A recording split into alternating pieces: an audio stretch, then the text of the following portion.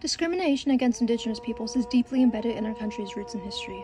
From being wiped out by diseases brought over by colonizers to being forced to sign treaties in a language they couldn't understand, Indigenous peoples have suffered since the US was founded and continue to suffer today.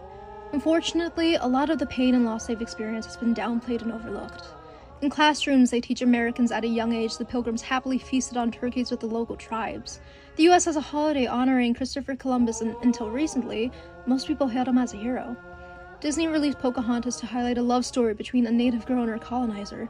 These stories couldn't be farther from the truth, yet so many people refuse to acknowledge the land we live on is soiled with native blood spilled by the hands of our founders. Many native issues are pushed aside, but a prominent one we see gaining more attention is the issue of missing and murdered Indigenous women. If you're unaware of this issue, this is a movement intended to bring awareness to the overwhelming amount of missing and murdered Indigenous women and girls, but this violence is not a new issue. In a 1736 letter to the trustees of Georgia, James Oglethorpe witnessed a Spanish commander, Don Pedro, and his garrison abduct an Indigenous woman who was raped for 2 days before being burnt alive. This brutal torture and rape was reality for many Native women and girls in the early Americas. While it seems like this bloodshed only occurred centuries ago, it's an ongoing issue. In 2007, Robert William Pickton was a serial killer sentenced to life in prison for the second-degree murder of 6 Indigenous women: Serena Abbotsway, Mona Wilson, Andrea Joesbury, Marnie Frey, Georgina Poppin, and Brenda Wolfe.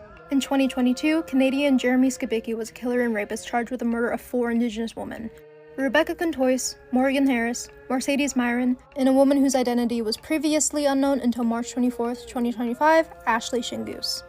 According to a 2016 study conducted by the National Institute of Justice, 4 out of 5 American Indian and Alaska Native women, or 84.3%, have experienced violence in their lifetime. Despite this, we have no definitive number of how many women go missing each year.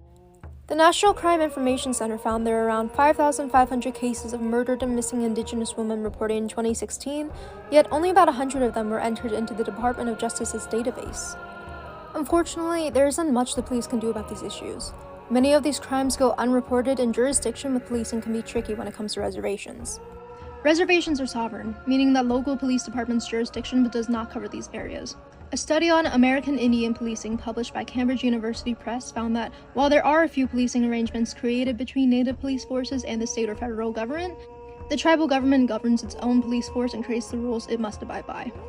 The issue of murdered and missing Indigenous women is ongoing, but the movement has garnered a lot of attention in recent years. Wind River is a 2017 movie focusing on an FBI agent investigating the murder of an Indigenous woman. DeFerro Wunatai is an Indigenous actor who attended the 2024 Emmy Awards with a red handprint painted on his mouth, which is a symbol of the murdered and missing Indigenous women's movement. May 5th was officially declared Murdered and Missing Indigenous Women's Day, where people wear red to raise awareness and fight against the injustice Native women still face.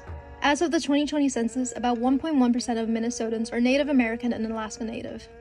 In 2021, the Missing and Murdered Indigenous Relatives Office was created by the Minnesota Legislature as part of the Minnesota Department of Public Safety. The Murdered and Missing Indigenous Relatives Office has plenty of resources to learn more about the topic, along with providing support for families who have a family member go missing. February 14th was hailed as the National Day of Missing and Murdered Indigenous Relatives. In Minneapolis, an annual march is held to honor the relatives who are still missing or to honor those who are victims of violence. September 30th is Orange Shirt Day, which honors those lost to the US and Canadian boarding schools. You can support other organizations, such as the Minnesota Indian Women's Resource Center, by attending their events or giving donations. While we are seeing steps aimed at ending the cycle of violence, there's a lot more work to be done.